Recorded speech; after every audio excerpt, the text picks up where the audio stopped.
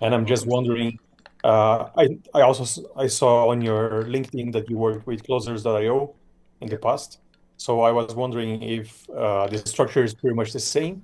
Uh, like if I go into a pipeline and then you find customers and then your clients they do interviews with me. It is the sim is the structure kind of similar?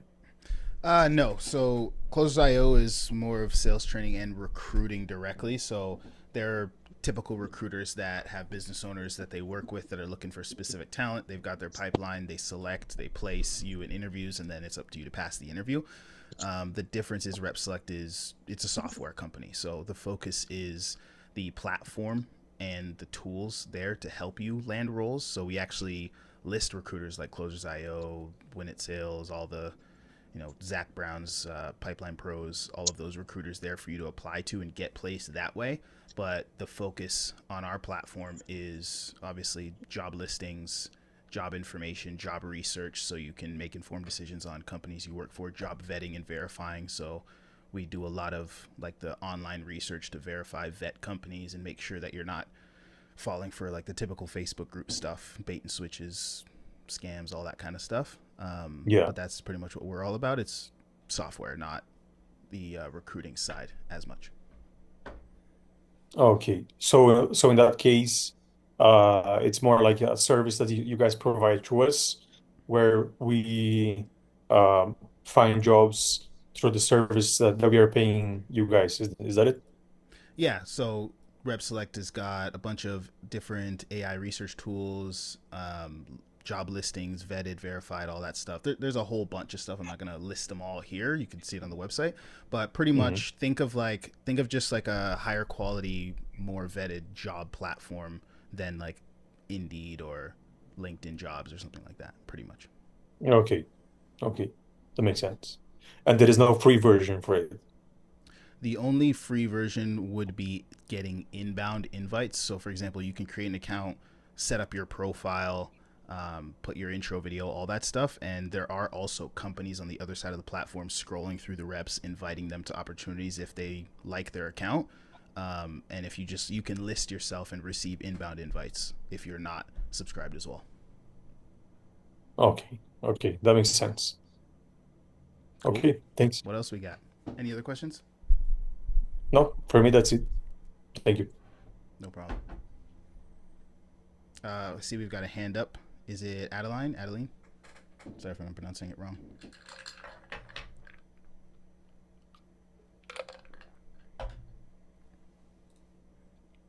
Not sure if you're there. You can hear me. Yes, sorry, I can hear you. Hi, Tai. What's up? I'm good. I just wanted to open review my intro video. Mm-hmm.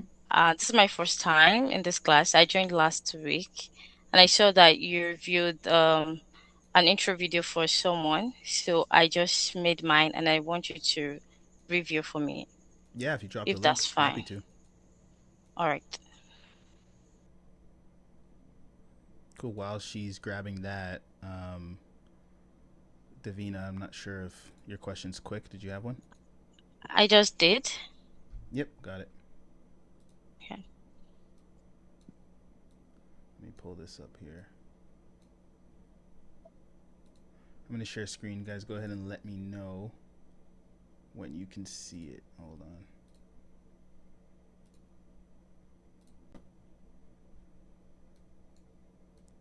All right, let's take a listen. Everyone can see that? Cool. Adeline, AI ticket sales closer, which I am Adeline, AI ticket sales closer, which preview results across different niche, beauty events, real estate, health, and AI-powered sales system. In my last role, I handled both inbound and outbound calls. For lead conversion, out of team of 15, I consistently ranked top after weekly evaluation. Now the numbers speak for themselves. I generated over $100,000 in revenue for the company through closed deals alone. Now, my process is simple. What I do is I find the pain, I build a trust, and I guide the prospect through a decision without pressure, no fluff, just results. I am disciplined, I am coachable, and I show up to perform every single day. If you're looking for a closer who doesn't just talk the talk, I love to be on your team. So, two main things I would change with it. You have some good experience to talk about. First one being, it took us about 30 seconds to get to any results that you've generated. Most business owners are going to give you the first 10 to 20 seconds to impress them in the intro video before they've made their decision. So when it comes to you talking about the niches and everything you have in your track record, I would lean with the numbers first and then list those things. So jump in there, talk about 100K revenue, talk about any other facts, numbers that you can bring up that would be interesting. Close rates, show rates, since you're responsible for outbound and inbound, dial rates to show work ethic. If you had high numbers there, that's what I would put at the forefront. Then I would talk about some of the niches that you did it across and like whether you were top of the team, all of that other stuff. The second thing I would change here is the background is just a little bit too white. It's like you can't really see anything. There's nothing wrong with having just a blank wall or just being in a room. You don't have to have a bunch of fancy stuff or like a fancy office or anything like that. But I would say it's just too blank to where you can't really tell if it's like a green screen or if you're I just can't really tell where you are, or if it's like an office or if it's like just a room. It's very cut out. So I would maybe come off the wall a little bit, maybe put one thing in the background so they can see the wall a little bit, maybe upgrade the camera to make it a bit sharper, maybe more 1080p, and that would go a long way with the video. Other than that, what you said was pretty good. I would just swap it around a little bit, like I said, to put those numbers in the first 10 to 20 seconds. Does that make sense? Yes, absolutely. Thank you so much. No problem. Um, we also had, is it Davina? Is that how I pronounce it? I'm not sure if you're still there. So my name is actually really difficult to pronounce. For short, you can call me D. Okay. What's up, D? How can I help you? So I'm a part of a community that basically teaches high ticket sales to people, okay? Mm-hmm. And they also do have a job board. I have been using Rep Select, Mm-hmm. but the something that I've noticed with my videos is that yes, we're taught to do follow-ups and such. However, I'm still not getting any views. Like I've got 5 videos that I posted over 5 days ago, and they're still sitting at 0 despite me doing follow-ups. You said 5 videos. What do you mean by that? So, okay, so each video is an application, so 5 different applications. Okay, so you're making intro videos for every application, you're saying? Yeah, so we're taught to do customized videos according to the requirements and the job application. Okay. So you're doing customized videos for each one, and then how are you submitting each one? Through the job board, they either have a little section for us to paste our link, or Mm-hmm. alternatively, we go onto the social media of the recruiter and we paste our link there and introduce ourselves. Okay. And so the job board that they set up, are you submitting it to their kind of list, or are you submitting it to the company's like application page directly? The company's application page. Okay. It would depend on the company. Like, is it usually like a Google form, or is it their website, or what kind of application pages are we talking about? So they have pages that they've created with Tally. It's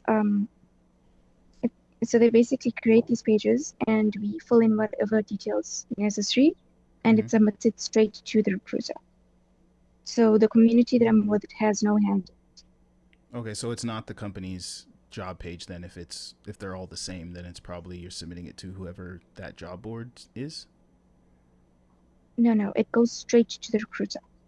So the community that I'm with and the job board that they have, they don't play a part in it. They have someone Okay. external that posts the Oh, so job roles and stuff. you're submitting the jobs to the recruiter, and you're saying the recruiter hasn't seen your jobs, Yes. your posts. Yes, that's correct. Okay. Have you reached out to the recruiter? I have. I've done so far per application 2 follow-ups. Okay. And that recruiter just isn't responding to you? Out of 5 of them, 1 recruiter did. I did have to message him not a few times, but I think maybe twice. And he did tell me to check for an email, and if there was no email, then it was a decline. But I noticed that after I did my first follow-up, he did actually view my video. Okay, so the community you're in, they have you applying to each job. Like there's different recruiters for each job that they're putting there. Yeah. Okay.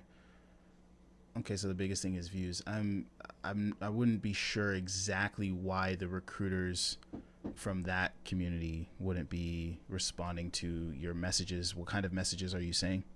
Like what kind of messages are you sending them? So in terms of follow-ups, it's a quick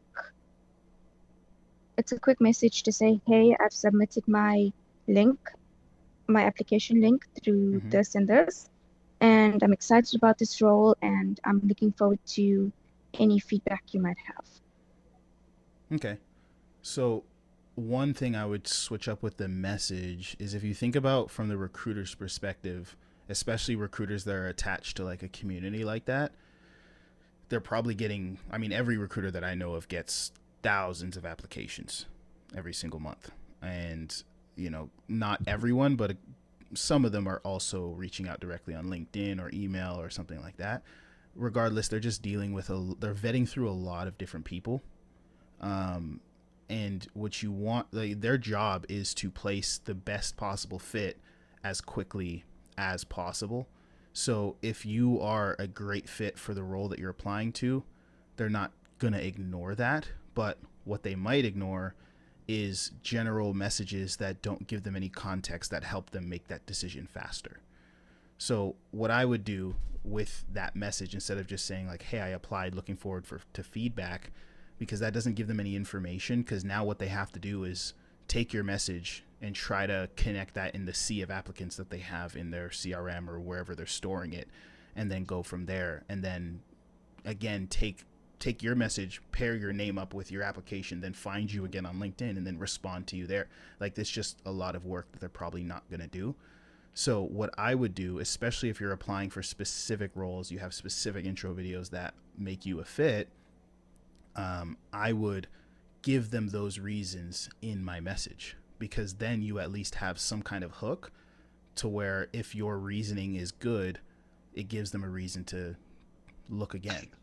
And that's something that no one can kind of replicate, because when you just say, hey, I submitted and I'm looking forward to your feedback, or hey, I've applied, hey, this and that, everyone's doing that, and there's nothing that differentiates you in that inbox.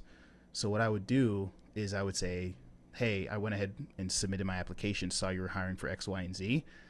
I think I'm a good fit because, or I believe I'm a good fit, or I believe I would do great on that role because reason. And I would give my best reasons as to why I would be a good fit, be different, whatever.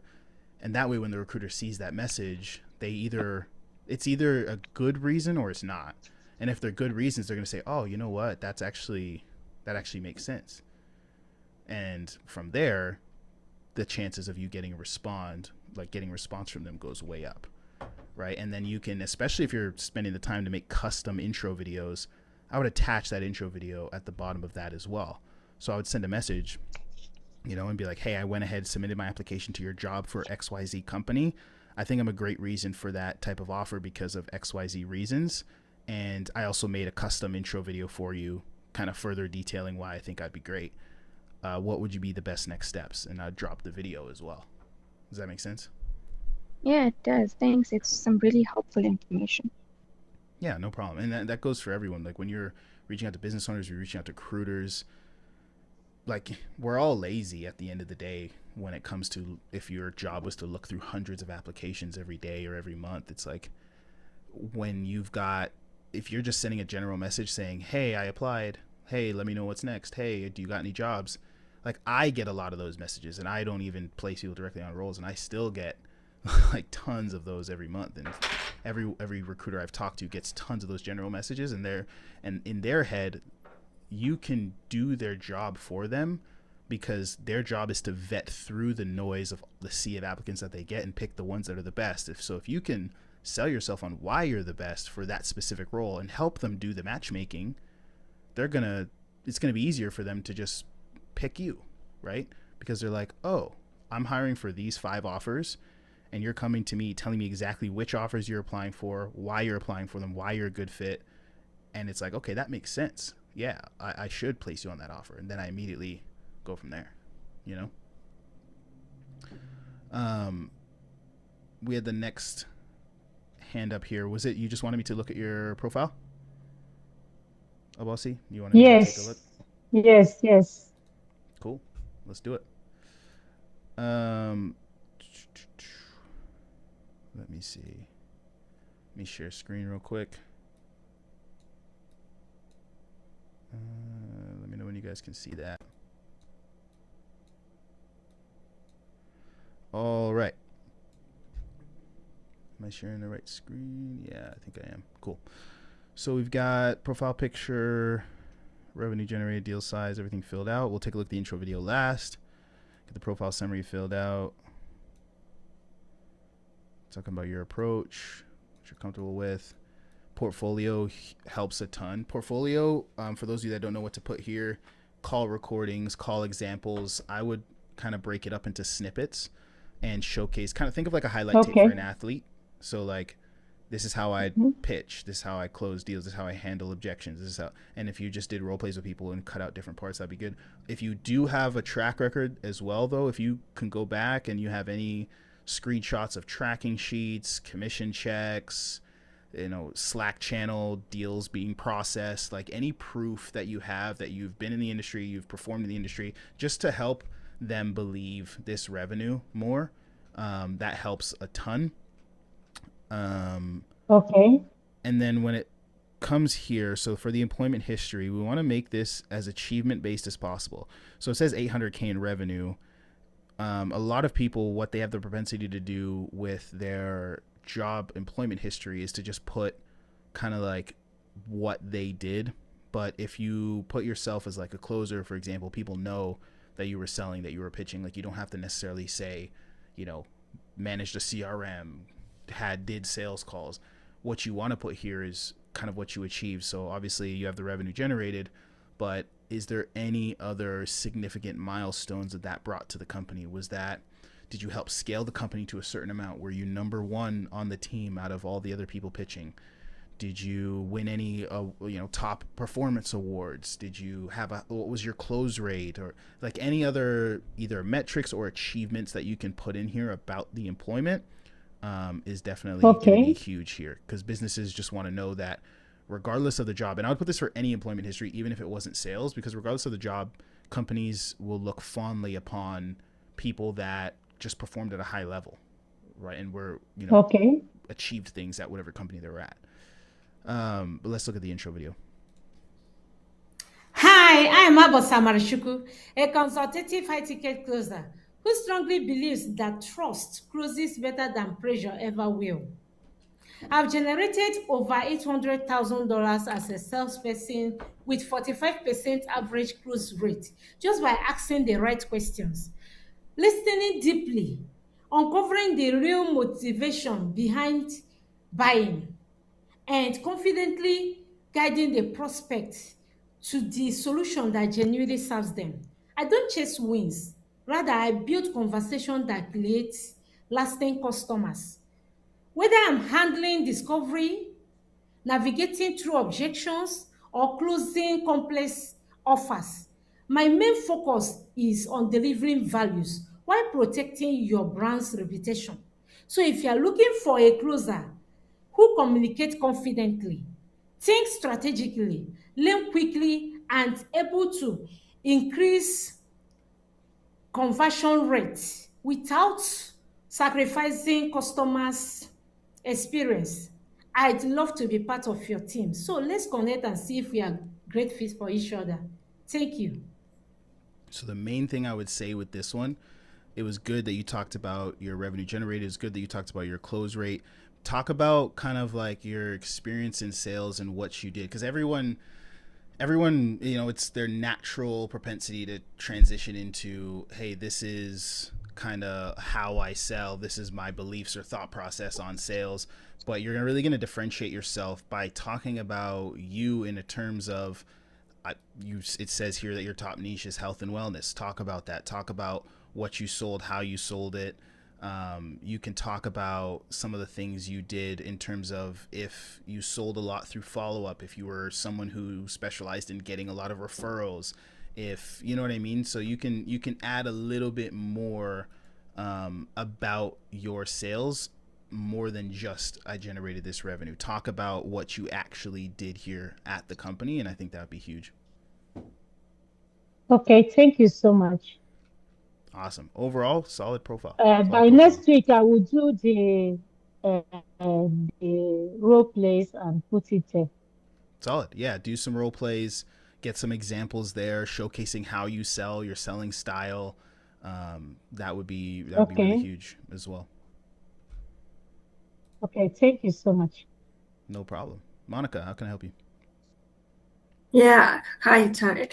I have a loom that I don't know if I can share with you, so you can just look it up. Can I share? Yeah, I mean, I don't have. like, you have a link to it, or?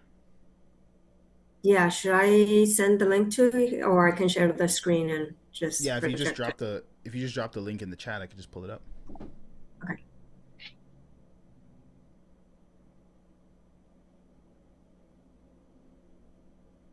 All right, let me pull this up. I'm in trouble. All right.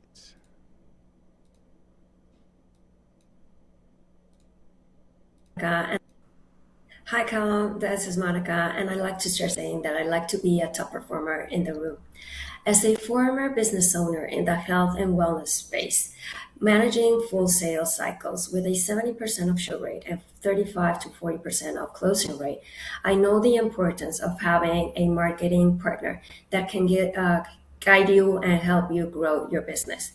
I also have a project management background, so that has given me a strong experience and skills in operational discipline and a result-driven mindset.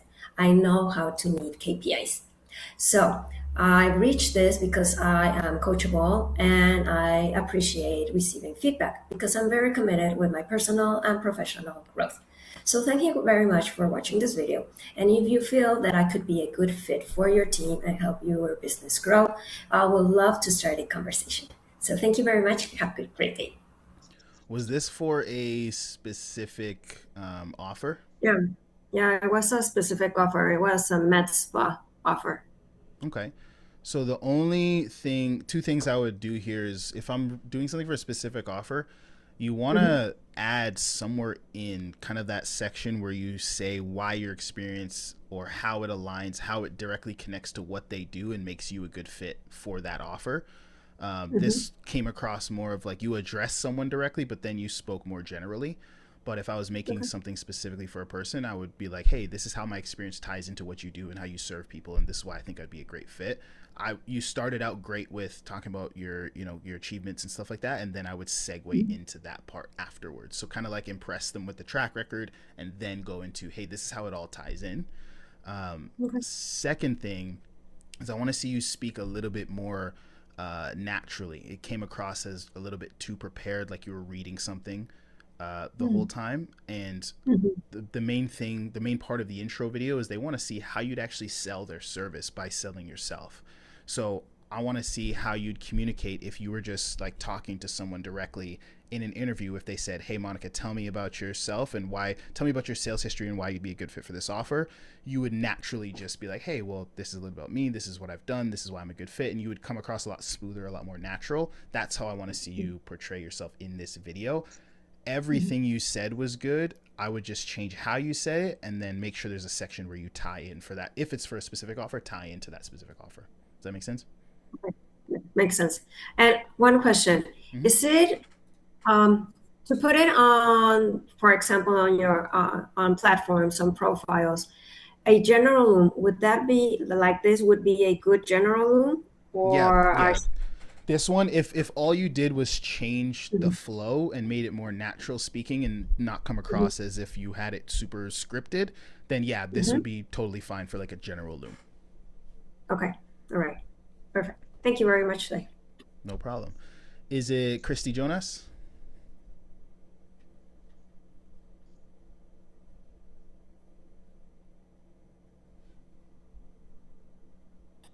Yeah, hi Ty. I also wanted to share my profile. I joined a few weeks ago another video call, and I updated my video. You Sweet. said that it should be full screen and it should be shorter, 1 minute. So I did that, and Let's I see will it. share my profile right now. Sounds good.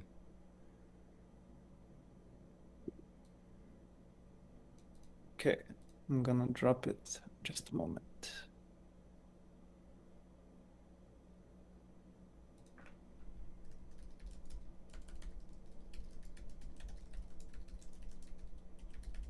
Yeah, okay. Okay, it's in the Cool. chat. All right, let's take a look. Do you have can you, it's not loading. Can you press the link to the actual loom? Mm-hmm. Yeah, send the actual loom link. For some reason it says Okay. there's an issue with loom.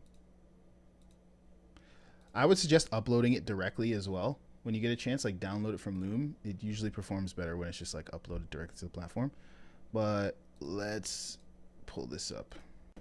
Okay. All right, you guys can see that? Yep. Cool. At the current roll, 670,000 cash collected in dollars as a #1 sales rep in the team of 5 guys. Hello guys, I'm Chris from Europe. Happy to work American time zones as well. It's 10 p.m. I don't mind. So if you're selling something that is really helping people and there is clear financial ROI on the solution that you provide, I really want to learn more about you guys. Apply the same pressure, working crazy hours, whatever it takes, just to make it work, just to make you a whole bunch of money, earn a little piece of the pie for myself as well. And that's about it. My core influences are Alex Hermosi, Closure Framework, Gap Selling, and the book Gap Selling. And that's about it. In terms of industries, it's marketing, advertising, business coaching, SaaS, and e-commerce. Peace. So the only thing I would do here is kind of like what I was speaking about before. I would talk a little bit more about that history, right? So I mean, you've got 800,000 revenue generated, 5K on deal size. Talk kind of about what you did here, and you mentioned that you were #1.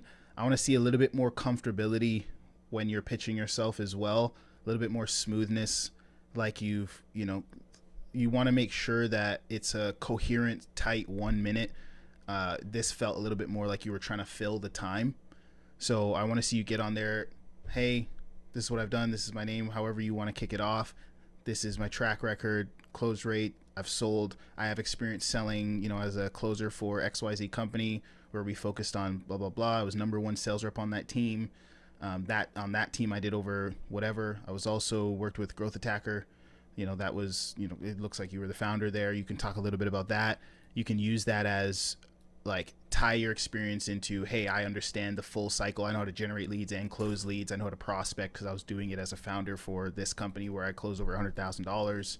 You know what I mean? You just talk about your history, your experience a little bit more, so they get to know you and who you are through that intro video, because a lot of business owners, they're going to go straight to the intro video, watch that, and if it impresses them, then they're going to actually do a deeper dive into the profile and stuff like that. And that just goes for even outside of the platform when you're just submitting resumes. Does that make sense? Yeah, thanks. I also added some information in my profile regarding the screenshots and stuff like that. There's the name for the section. It's The portfolio. profiles, the portfolio section. Portfolio. Yeah. Cool. So you've got some sales calls there. So with this sales call, this looks like screenshots of your pipeline. That's good. The sales call, what I would do is, I don't know if you make sure you don't have like any private information there. There is some private. Yeah, But so just make sure there's no private information there, because it's a public profile. So I would like blank out stuff you don't want to have like anyone see in that PDF. I don't know. I don't want to open it up on camera here, but yeah, just make sure there's no private info there. With the sales call, title it like, what's special about this sales call? What's good? What happened? Was this you closing a 5K PIF? Was this you handling objections really well? Like, what's special about this sales call? You know what I mean? That's I would want to title it something so a business owner has a reason to watch it. Like, imagine if you're on YouTube and you're scrolling through and there's a YouTube video that just says sales call, and there's a YouTube video that says like handled the toughest objection, closed 5K anyway. Like, you know what I mean? Like, what would you click? So title it, not that you have to give it like a clickbait YouTube title, but title it something that they know what they're getting into. You know what I mean? And then make sure there's no like that look like a make sure there's no private information there that's super personal that you wouldn't want people to see. all right. And maybe one final question. Mm-hmm. I know there are many opportunities in Rep Select itself. Would you recommend just searching based on that, or would you recommend also trying to find people like influencers and DM them personally? Because I tried that. I contacted maybe 10 people so far. And a couple of them actually even replied, some even big names. But they said something like, "Oh, cool, when I need it, I'll reach out." Like something like this. Seems like there Yeah, was some interest, but not too much. Yeah, like you want to do it all, right? Like if I were to say what's a standard procedure for everyone, first thing I would do is I would make sure I'm on every recruiter's, like I would check with every recruiter, and I would kind of put that as a monthly thing to touch base with every popular recruiter, because a recruiter, just because you're in their pipeline like a month ago, they're not just going to remember you. Because think about it. If they get like 1,000+ reps every month coming into their pipeline, like what's the odds that they say, oh yeah, Christy, let me go back and he's a good fit for this new job I just got? Like, probably not. They're not going to remember you, right? So I would make it part of my routine to just continuously follow up with recruiters on a weekly or monthly basis, depending on how long it obviously takes me to get a role. And then I would obviously make sure that there's every job that I'm interested in, I'm going to apply to and then reach out to. And I would want to make like a dream job list that's a little bit separate from just generally applying. Maybe 10, maybe 20 companies that are like massive companies, the jobs that you let's say 10, 15, 20, 30 KOT, whatever amount you want to earn, whatever your goals are. I would make a list of those companies, and those are companies I would keep in touch with continuously, even after I landed a role, just so that whether it's 6 months from now, maybe it's a year from now when I have more experience, however long it takes, I would get on that offer, because that's where you ultimately want to end up. And I would just kind of engage with the founder, the sales manager, whoever is there, and stay in touch with them. That would be like a separate list. But typically there's only so many jobs being posted, so I would keep on top of that. If there's any jobs that I like, I would apply to those, make sure that I'm up to date with the recruiters. And then with the extra time you have after that, I would make sure to target those specific companies and build that list of like those dream companies, right? You don't got to spam every influencer, but if you are going to do the work of reaching out cold and staying in touch, following them, engaging with their content, let's say you spent once a week, twice a week, you check their page and left comments and stuff like that, that could be a tight list of like 10 to 15, 10 to 20 companies that you're like, hey, you know what? If it takes me 6 months to get here, that's okay, because once I'm on that team and I'm performing well, I'm going to be pretty much hitting the numbers that I got into remote sales for anyway. And that's kind of how I would structure the career management side of like getting opportunities. Does that make sense? Yeah, that's good advice. I'm putting that into notes. Where would you look for recruiters though? Um, Recruiters, at the end of the day, you kind of have to know who the best recruiters are in the industry, which is part of why we listed a bunch of them on Rep Select. Some of the ones I'm familiar with, at least, that are specifically hiring for remote high ticket sales, I've listed them all on Rep Select. I think there's like 20 to 30 listed there. So, I mean, I would start on that. I would start there, right? Get All on, right. reach out to all of those recruiters. After that, I mean, just like how you find anything, Google it, ChatGPT it, LinkedIn, sales recruiter, look at the companies that come up, and then go from there. Um, but yeah, there's a pretty extensive list there on Rep Select if you're already there that you can go through. Right. Thanks for the advice. No problem. Noor, what's up, man? Hi, Ty, how's it going? Just a quick one. So I literally just signed up in the last week, so I haven't got like my profile sorted out, but I do have an intro video I sent to like a recruiter like a week ago. I'm currently on one of those mentoring like high ticket sales programs. I don't know if you've heard of Remote Sales Academy. That's what I'm on right now. Mm-hmm. I've got like a corporate sales background, but I've just private messaged you a Loom video maybe to just check out, give me some advice, and yeah, take it from there. When you say private message, like where did you send it? Oh, On right Zoom. here. Okay. Yeah, yeah, yeah. Cool. Yeah, I'll pull it up. Nice one. Cheers.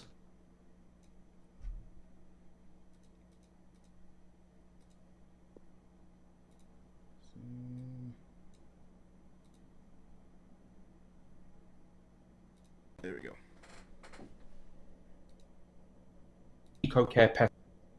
Hi there, my name is Noor. I am a sales professional from London with over a decade's worth of experience in a variety of different industries. So I worked in property previously. I've also worked in the telecoms industry. And most recently, I was the sales team leader at Eco-care Pest Management, where I helped scale the company from $350,000 worth roughly to over $1.5 million worth, with me personally booking over 55% of the company's revenue and also help training the team up to do so. So why specifically now am I deciding to take the leap into the high ticket sales industry? Well, I'm really attracted to the idea of an environment where it's results driven, KPI driven, something that has been a constant throughout my entire career in every industry that I've been in. And I quite like to be, I guess, rewarded for that. I'm highly self-directed. I'm very coachable as well. So I'm always, learning things very quickly and willing to take on feedback as well. And I'm confident that, with the right fit, I'm sure we can make a lot of money together. So if that sounds like the kind of individual that you'd like to bring on board, I'd love to hear from you. Just reach out, and I look forward to hearing from you soon. So thanks so much. Take care. Overall, solid video, good camera quality, good audio quality. You talked about your track record pretty well. I heard numbers based on you being a sales manager or team leader. Was there any other numbers like overall revenue targets, metrics from the other kind of niches or the other sales stuff that you've done? Yeah. So, I mean, in terms of like numbers wise, there was, for example, I worked in property like 8, 9 years ago. I have nothing in terms of numbers there. I do have like good successful KPI stories, like, breaking records in their KPIs, but nothing like solid I can say in revenue. But I do have numbers from I worked at Sky for 2 years. That's like telecoms, like Yeah. TV, internet, that kind of stuff. And my last role, I was sales team leader, but it was not only training the team, but it was also doing sales as well. So it was like over, I think in dollars, like 400K worth booked in like 6, 7 months, which is like I said, like 55% of that company's revenue. Um, yeah, so You I said don't have that's what any. you did personally, or that's what your team did? No, so that's what I booked personally, and that was 55% of the revenue. But essentially, their yearly revenue when I joined was 350K. By the time I left, it was over 1.5 mil. That's something you should mention. Yeah. So, and I booked 55% of the revenue in that time. So, yeah. So I think I mentioned it in the video, but I didn't mention it too clearly. So maybe when I Yeah, make I more, heard you say that you did 55% of the revenue. Mhm. I don't think I heard a million at any point in there. So again, those Okay. like any sexy numbers that you have, I would throw it in there just because it kind of it Just stands catches out. the, It just yeah, catches yeah, their brain for a second. Like any business owner watching this, they hear a million, they go, "Oh, wait, hold on." And then they start to pay attention to the video a yeah, little bit more. yeah, So, if you have the numbers, I would just throw it out there and then it'll make yeah. them perk up a bit, you know? What, But one more overall, thing. solid. Nice one. Appreciate it, Ty. One last thing.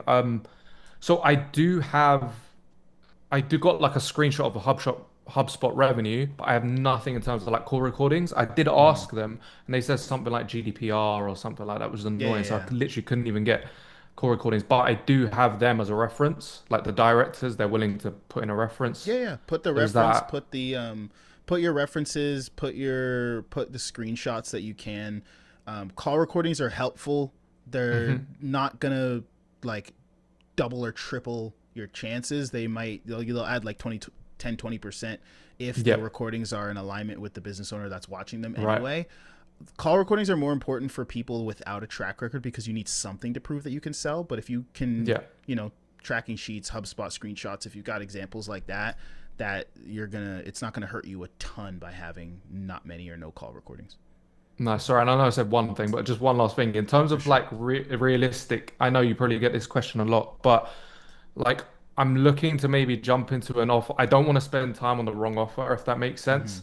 Like I know most people want to dive in and just get on an offer. I don't want to do that. So I kind of want to Yeah. jump on an offer that's like where the closers are making 20 to 30K a month. And let's say if I jump in as a setter and say, hey, I kind of have my own jump into a closer, like 10K plus a month. Is that realistic given my experience, or like, what do you think? Yeah, it definitely is if you have the skill to perform. Like earning 15, 20, 30K a month is more about finding a sweet spot between a great offer plus great skill set, right? So if you Yep. feel like you have the skill set already there to perform, then it's about finding a good offer. And if you already have a track record of sales, some sales team leadership, all of that, the fastest way to get to an offer like that, I would say, is maximizing the recruit that list of recruiters there, Right.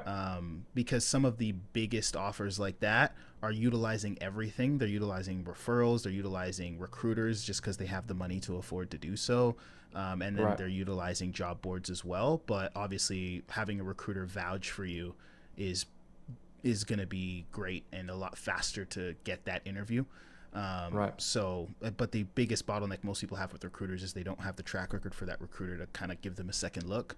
So, which you seem like you do have a bit of a track record. So I would go there first. I would Okay. maximize all of the recruiters in the pipeline there and go from there. That's one. That's really helpful. Thank you, Ty. Cheers. No problem. Um, did you have another question, Abosi? Yes, I have. What's up? Yeah, okay. You're saying about doing video specifically for maybe when you are handling objections, when you are handling discovery, and Yeah, the when you're portfolio pitching the videos. product and everything. So does it mean that such video, if you have to have it, they will not start from the beginning? Like how Yes. many minutes video are you Oh, talking you're about? saying Oh, you're saying like for like if you're making different clips for your portfolio to showcase different parts of your game. So Yes, yes. so I mean there's Mm-hmm. lots of you can kind of do it how you want. I mean, one way to do it would be do a full call and then just cut it up, you know? Like you can do a full role play and then cut out the discovery, cut out the pitch, cut out the objection handling. If you killed it Okay. on that role play, you can just say, hey, this is an example of how I do a deep discovery. This is an example of how I pitch this type of service. This is an example of how I handle, price objection or whatever objection happened. Or you can just practice in terms of getting on with someone and being like, hey, just hit me with this objection and let me handle it and go from there. The only hard part about just like jumping in with objections is you kind of got to lay out the context depending on how you handle objections, right? Like if you're just the type of person who just spits out word tracks, and sure.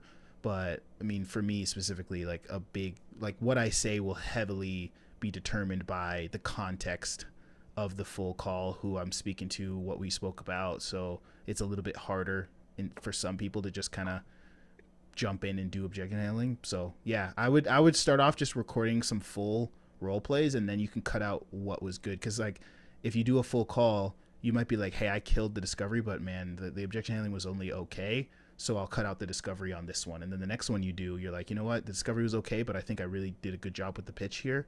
And then you can cut out that part and use that as your example for the next part of your portfolio. Does that make sense?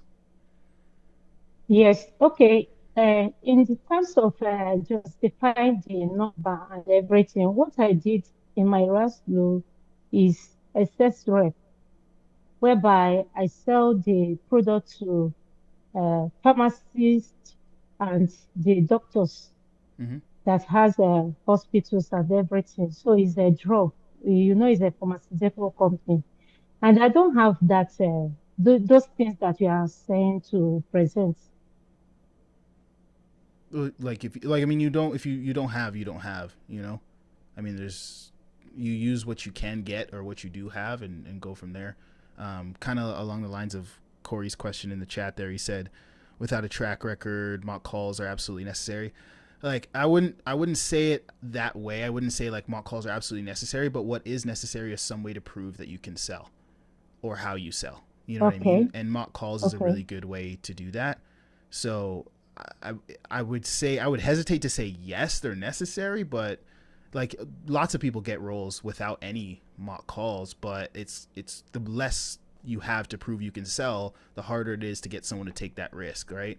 What's good about a mock call or call examples is you showcasing to a business owner that you guys have the same sales ideology. So, for example, every business owner, and you guys probably see Okay. it all the time on YouTube, Instagram, where you've got like a trainer saying like objection handling is the most important thing ever and Mhm. everything else doesn't matter. Or someone else says, oh, you got to have a great discovery. And if your discovery sounds like this, then that's how you got to do it. Right. And what you want is your examples to be in alignment with whatever that business owner or sales manager believes, right? Because if you've got examples of how you handle objections and a business owner listens to that and they go, that's exactly how I would have handled that objection, or that's exactly how the top performers on our team handle their objections, then the chances of you Mhm. landing an interview or landing that job go way up. So that's what you want. That's why you want to clip it out so that they actually watch it and see the alignment there. Same thing with the discovery. If they're listening to an example of your discovery and they're like, oh, okay, even though this person has no track record, they seem confident, they have good camera quality, good audio quality, they look good, sound good, they, you know, when they're at the questions that they're asking in their discovery mock call are the exact same questions I would have asked at that point in the call. The way they pitch is the way I pitch. The way they handle objections is, how I would like to see my sales team handle objections. So you know what? Even though they don't have the track record, yeah, I'll give them a shot. You know what I mean? So it's kind of like, Yes. is it 100% necessary, mandatory? No, but then what's going to make them take that chance, especially the good offers, like there's cold calling and stuff like that anyone can land, but the offers all of you want are offers where they're running ads, they've got leads coming in, they're booking leads on your calendar. Each call will Mhm. cost the business owner $200 to $600. So to fill your calendar for a week can be like, I think it's like 5K plus, and you having no tracker, no call examples, nothing to show them as to why you would bring an ROI on a $5,000 a week investment. You know what I mean? It's kind of like you gotta give them something, other than like, hey, I did this program and I trust me, I'm ready. You got to give them something. So that's why I wouldn't say Okay. mandatory, I've but upgraded yeah, myself in close as a closer. I've upgraded myself. I've taken this thing. I've yeah, already gotten into a sales training, which I have finished. I'm confident I can do that. yeah. So create some of those videos so you can prove it, because I'm sure everyone in this call will have some kind of program out there. And at the end of the day, sales programs are only as valuable as the name behind them, you know, when it comes to the Okay. business owner. Okay. Like, for example, there's business owners who are like, you know, let's say take Closers.io for an example. If they're, I guess, a fan of Cole Gordon and his selling style and what he teaches, saying that you were trained by Closers.io will have some value behind it. You know, they might, you know, give you a second look because of that. Or if they're a fan of like Jeremy Miner or something, then they'll be like, hey, I like Jeremy Miner's style. You said you bought his stuff, therefore I'll give you a chance. Like, because anyone can put together a sales program and, you know, and say, and then anyone can buy it and say I did XYZ sales training. But if the business owner's never heard of that Okay. person or that community, it means almost nothing, you know. So yeah, Mm-hmm. that's why the Okay. call recordings are really important. Okay. Thank you. No problem. Um, is it Balaj? Blagoy. Blagoy. Nice to meet you, man. What's up? Yeah. Man, is there a difference as far as like technique, as far as setting between B2C and B2B? Yeah, I would say it's more offer to offer than B2B or B2C, but there are differences between B2B and B2C, of course. I'm hesitant to say specifically differences because there's B2B that operates more like B2C due to the nature. I would say B2B gets different more along the lines of the size of company than just the fact that it's B2B. Like if I'm talking to someone who just started their business, maybe they're doing 5K, 10K a month, it's going to be more like B2C call than someone who has a full team's doing multiple seven figures. You know what I mean? So yeah, it is different, but I would say more different when it comes to like the size of company and the type of offer you're selling, if that makes sense. Okay, and yeah, and what would be the difference? I know like when I was doing setting for B2C, you just kind of like maybe go a little bit into the problem, maybe future pace, stuff like that. So what would be different, you know, Yeah, as far as typically, B2B? yeah, typically if it's like a higher ticket B2B offer, a little bit more of a logistical sale. So you're talking a little bit more numbers. You're usually talking to people who know their numbers. And again, if you're selling something that helps their company scale, if the numbers make sense and it's a real need and the timing's right, then this setting will be there. You're not usually going to emotionally convince someone to move forward with something that just the timing's not there. So like it's B2B is it's a lot about timing with the right product, the right service at the right time, and it has to logistically make sense for where they're at in their business, right? But again, depending on the niche, depending on what it is you're selling, it can change because there's some B2B offers that will make sense for almost any business, and then there's some that is more of like a timing thing. So it's hard to kind of blanket answer and be like this is the exact difference, but the most consistent difference I've seen is more of a logistical sale than an emotional one. But that doesn't mean B2B can't be at all. So yeah, Hmm. just make sure. Okay. And you have to really like with B2B, you have to really understand the lingo of the industry that you're in. So for example, if I'm talking about like advertising and I'm selling to a business owner who runs his own advertising, if he's had any success with it, there's certain terminologies he's going to understand. So you're going to want to make sure you have an understanding of the industry to ask questions that showcase that you know what is being talked about, right? Like if you have nothing, if you don't know what ROAS is, if you've never heard of the word ROI or CBO scale test or split testing, like if there's terms that you just haven't heard of and they can catch that and they don't see you as an authority on what you're selling, then they're not going to trust you guiding them on what to do with their problems. So you need to come across, and this is all sales, you want to come across as an authority on what you're selling and be somewhat of an industry expert on what you're selling. But it's just more important with B2B. They can kind of sniff it out a little bit quicker. Okay. One last thing is, on my previous offer, I work with an agency, and they have like two or three clients that had their own offer. But the thing is, they offboarded one of the clients, without getting paid. So they still owe me some money. So what would be like maybe you know, a good way to, get my money back? Their excuse was the offer owner went broke and they couldn't pay. Yeah, that's definitely a tough one because it varies company to company. I don't know what you signed, what you didn't sign, what agreements were made. Um, I mean, I'm assuming you don't want to like try to take it to court and all that stuff, but yeah, it's a tough one.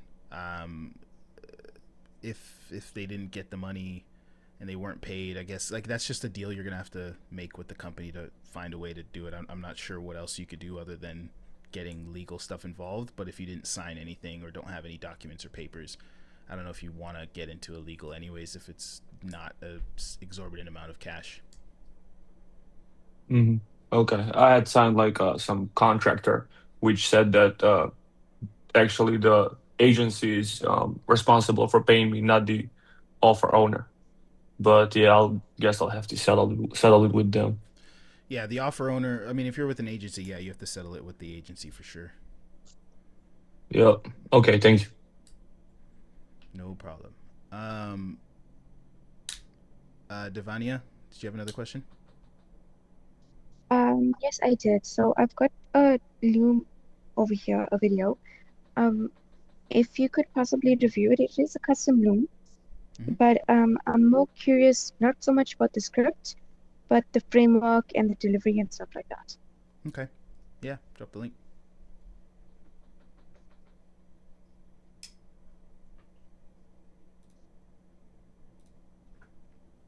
Yeah, just sent it to you. All right. Share screen.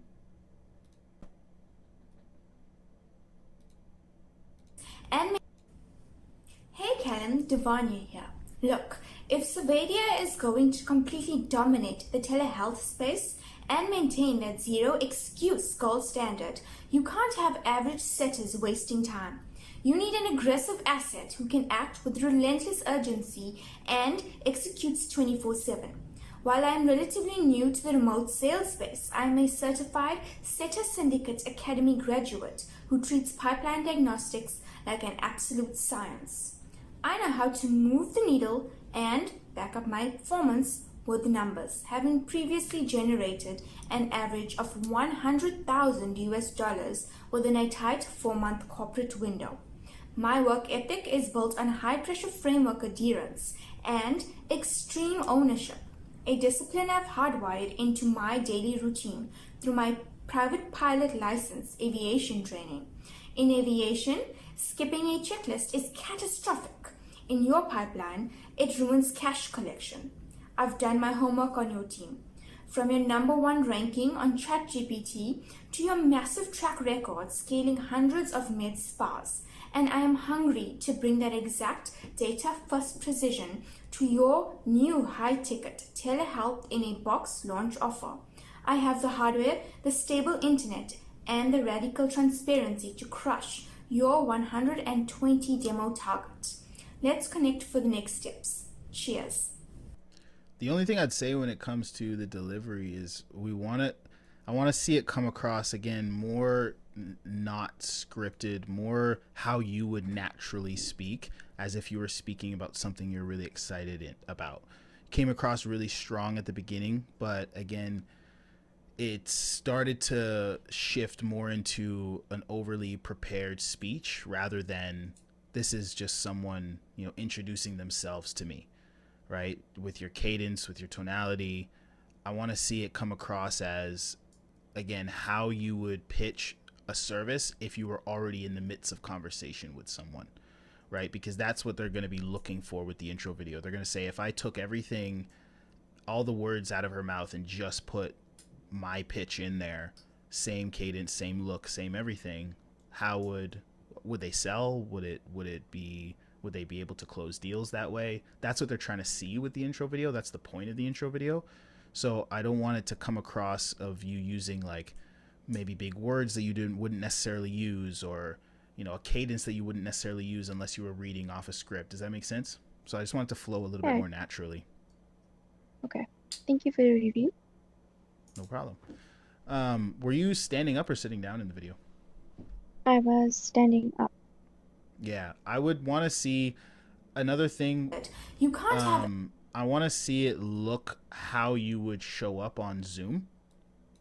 So business owners, they're going to be, again, they want to see exactly what setting you would sell in as well. So I would sit at your setup, at your desk, you know, and that just gives them a glimpse into what you would look like on camera while you're selling to their prospects. You know what I mean? Yeah. Okay. It helps them. It Thank helps you. them skip some of the guesswork. Cool. Final question, Alan. What's up? Actually, we got one Quick more in the question. chat. I have an intro video that I created. Would you be able to take a Yep. quick look? Yep. Go ahead and drop I it. ha I have it both on YouTube and also Google Drive, so you can choose Cool. whichever works better for you. Cool. We'll pull up the YouTube version. And there was one question in the chat I'll get to. Hi, my name is Alan. I've been in sales for over 12 years now. In my last closing role, I entered a highly specialized niche, which I knew absolutely nothing about, and I had to learn everything from scratch. But still, in my first 2 months, I closed about $150,000 on a $3,500 offer with a 44% close rate. Now, what that means for you is that even if what you sell is very new to me, I will be able to learn it very fast, and I'll be able to start closing very quickly. I have also worked as an appointment setter, making around 400 calls a day, and this experience taught me basically how to ask the kind of questions that get people talking and lead them naturally towards buying from you.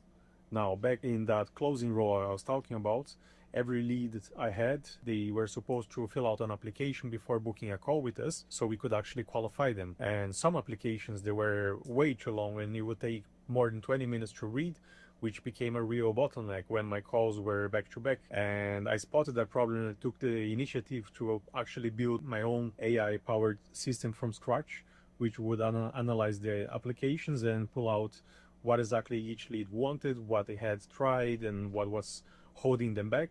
And that meant I could actually enter each call prepared, make the person feel understood, and actually build trust much faster with them. Now, what that means for you is that when I see a bottleneck in your company, I look for the cause and I build a practical solution that actually saves time and helps your company generate more revenue. And beyond solving problems, when I join your team, I will help your leads basically see why buying from you is the most logical next step. At the end of the day, that's what matters the most. I know how to close the deal, so I look forward to speaking with you. Thank you. The only thing I would change, I think it's overall it's a good video. I just think it's over edited.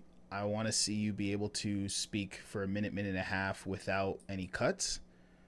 Just because again, they're looking for, hey, how does this person sell themselves? How do they pitch? What's their energy like? What's their cadence like? What's their tonality like? And the first thought they're going to have is, hey, if this person can't pitch their own service, which is your sales service, if you can't pitch yourself for a minute, how am I going to be able to give them my product or service and have them pitch it for 5 or 10 minutes, right? So that's the first thing I would do, is just practice it until you get one where you just speak straight with no cuts. And then I don't think the captions are fully necessary. I don't think it's a huge problem, but yeah, I would say cut the captions and then just speak directly for a minute and a half. I think there's nothing wrong with anything you said, though. I think it was solid. Okay, awesome. Thanks, man. No problem. And then there was one other question. I think it was from, I don't know if I'm pronouncing it right. It was Khadija in the chat. You were talking about like how to get your first role or how long it took. Is that what you were asking? Like how long it took me to get my first role in sales? Can you clarify the question a little bit?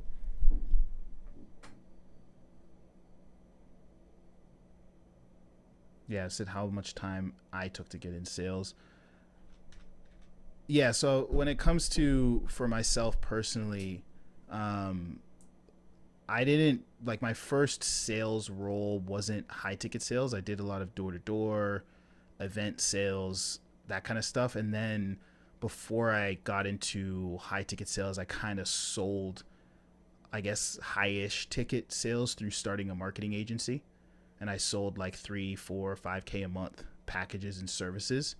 And then I transitioned to that because I was, we were generating leads for businesses, and I saw they were struggling with converting those leads. So I started kind of helping them with their sales, coaching some of my clients, and then I started closing for some of my clients and kind of transitioned that into a sales agency where I was kind of finding clients, closing for them a little bit. And then after I started closing for them a while, I would hire a closer to come in and close on my behalf, and kind of built a sales agency out of that. So my kind of journey into high ticket sales wasn't necessarily like going directly for like a closer setter role. I was just picking up closing setting roles and then like handing them off after a couple months of closing on that offer or setting on that offer. I mean, at the end of the day, so I don't really have like an exact timeline of like this is how long it took. Some of the fastest roles I was able to pick up was referrals and based off of people that I either worked with in other departments, like doing marketing for or whatever. But I mean, at the end of the day, how long it takes you to land a role comes down to how picky you are with offers, how good your application looks, and the timing of what's available. So, I mean, I've seen people walk into the industry and within a week have a role because everything lined up. And I've seen it for some people, it takes a little bit longer, but there's so many factors to it that determine how long it takes someone to land a role. If you've got a track record, tons of experience, it can be very quick. If you don't, but you have the skill set, it can also be quick if you can prove that skill set. So, yeah, there's a lot of factors. And then it also comes down to how much time you have to really just put into reaching out to businesses. Like if you're working a full-time job and you're putting a couple hours a week into your outreach and applying and reaching out, versus there's people that I've, coached or worked with that, maybe they quit their job and they're just like at home with parents or something, and they've got all day every day to apply and reach out and do role plays, and like this is their full-time thing. So there's just like so many factors. I can't give you like a clean one answer for everyone, because also there's like, hey, I can only accept these type of roles because this is the amount of money I need to take care of my family, pay my bills, versus someone who like lives with their parents, doesn't have rent to pay. They can accept maybe a worse offer to build their track record before they transition to a better offer. Like, you know what I mean? Yeah, there's one more question. What's up, man? Yeah, what do you think is like the state of this industry? Like, do you think it's going to keep on expanding, or you think it might slow down in this maybe next few years? Yeah, it's just getting started. It's just getting started, It, right? It's definitely expanding because if we're talking about remote sales as a whole, every single company in the world is slowly transitioning to selling online in some way, shape, or form. And that's only like that's not shrinking, you know.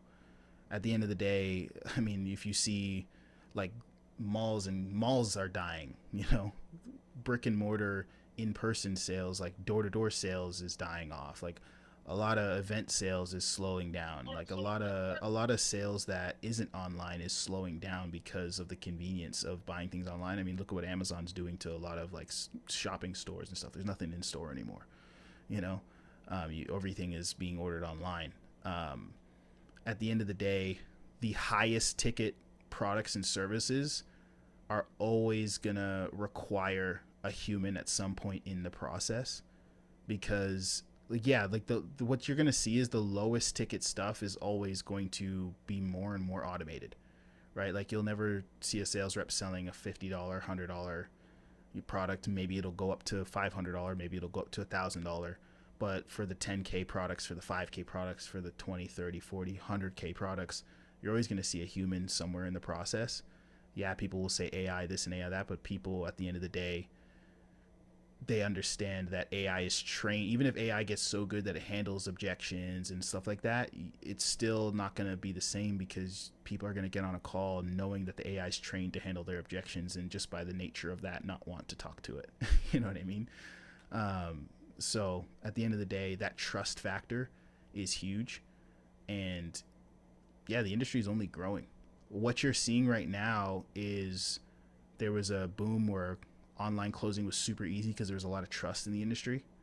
Then trust dies off because it's so easy to launch an offer that there's a lot of bad business owners out there. Right now, in the last like couple years, we're going through that pruning section where a lot of those bad business owners are just going out of business and shutting down. And what's left are the companies that are sustainable, are actually good, actually providing a good service. So a lot of like the horror stories and stuff you see is kind of that pruning that's going on right now of companies that were just launched by some guys or girls that didn't really know too much of what they're doing because of how easy it is to like put together a website and start selling an offer, but they don't actually know how to be operators. And in the next couple years, you're going to see, obviously there's still going to be people launching and there's still going to be beginner businesses, but you're going to see some of the ones that are more established that have been around for a couple years really crushing it. hmm Okay, thanks. One last thing would be, do you think that for you to maybe get one of those like higher level offers, you need to have like a personal brand on your let's say Instagram page or maybe like X or stuff like that, as far as you being a seller or a closer? No, I don't think you need to have like a personal brand. I'd say it helps, right? I would just say there's different paths to the same outcome, right? Can you get a great offer because you just have like a brand where you're known as a good setter? Yeah, absolutely. Can you also get a great offer because you just like met someone who was on a great offer and networked with them and they referred you to the sales manager? Yeah, absolutely. Can you get a great offer because you built a great resume profile, great intro video, had to have a good track record and reached out to a recruiter and that recruiter placed you on that offer? Absolutely. Can you also get a great offer because you jumped on and at the right time you saw the offer hiring on a job board or in a pipeline and you applied and reached out directly and made yourself known to that company and got an interview and landed the offer? Yeah, absolutely. Like there's so many ways to get on a good offer. What you want to do is be like, okay, which ways can I maximize or how can I like work on all of the ways at the same time simultaneously to maximize my chances of getting on a good offer. You know what I mean? So what that means is like while you're on an offer, like get an offer, so build your track record. While you're building your track record, document it publicly. Talk about the deals you closed, post on your LinkedIn how you performed that week. What was your close rate? Deals you closed? What lessons you learned in sales that week? Connect with people on LinkedIn every week. Network with other sales reps. And then when you're looking for a new offer, you have a little bit of a personal brand. You have people that you can reach out to in your network. You have a track record. You have it all, and you can utilize it all. You know what I mean? Because any one of them can get you a great offer. Yeah, yeah, I got it for sure. Cool. Well, we will wrap it up there. Hopefully, this was helpful for all of you. We do these every single Monday. So if you're looking for support, need help, have more questions, jump on next week at 4 p.m. Eastern Time. And I will see you guys next week. Have a good one. Cool. Thanks, Ty. Bye. No problem. Later. Thank you.